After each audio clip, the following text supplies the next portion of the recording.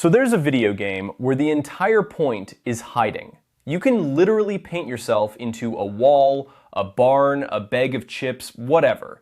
And it blew up so fast, it hit 15 million players in about 6 weeks. And then, because the universe has a sense of humor, malware showed up inside it, and it learned how to hide too.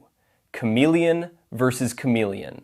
Let's get into it. Meccha Chameleon is built in Unreal Engine 5, and it's basically prop hunt taken to a genuinely impressive extreme. You camouflage yourself into the scenery, and the hunters have to actually spot you. One of the best features is Steam Workshop support. Players build custom maps in the UE5 editor and upload them for anyone to play.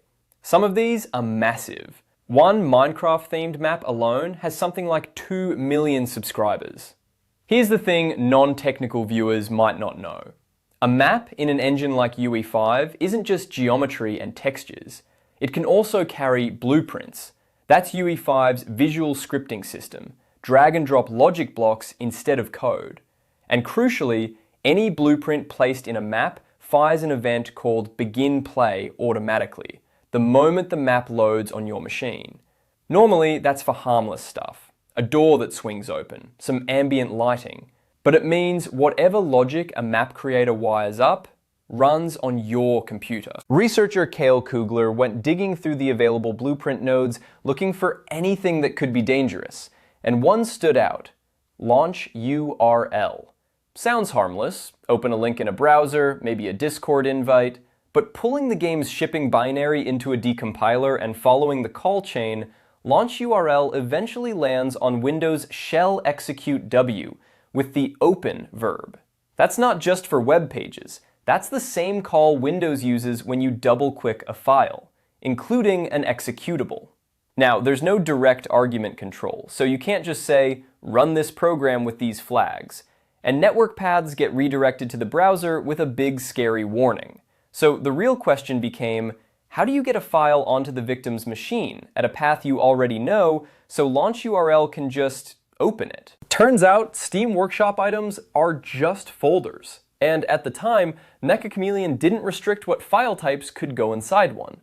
So you could drop a batch file right next to your map's actual assets.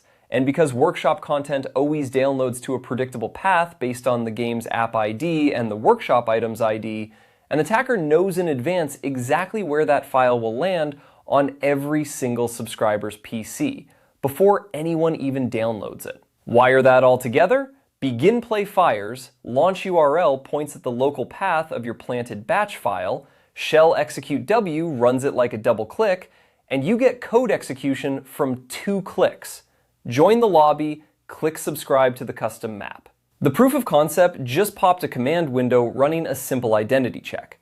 The batch file could just as easily have been a reverse shell. The devs patched it by blocking uploads of unexpected file types. Except somebody found a way around that patch and actually used it. A researcher who goes by Faint noticed a black command prompt window flash on screen while a workshop map called Laser Tag Neon was downloading. Digging into the files, everything looked completely clean. Legitimate UE5 container formats, correct magic bytes, no hidden executables anywhere. The tell was buried in the metadata. One blueprint actor in the map still carried its original internal name. The developers had literally called it RCE test, even though it had been renamed to look like an innocent ambient lighting controller.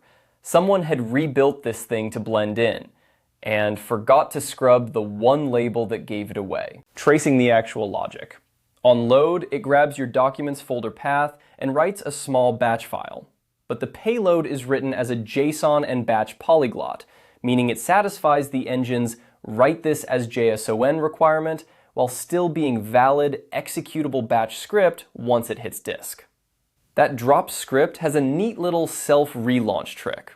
Check a variable, if it's not set, spawn a minimized copy of itself, and exit. Which is exactly what caused that flash of a command window people noticed. On the second run, it opens PowerShell completely hidden, bypasses the execution policy, and tries to fetch a second stage script from a hard-coded IP address. In this case, that follow-up request came back as a dead link, so whatever the final payload actually did remains unknown.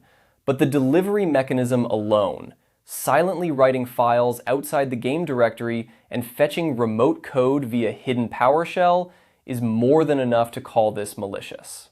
The uploader account was about a week old, and the listing had comments and ratings conveniently disabled.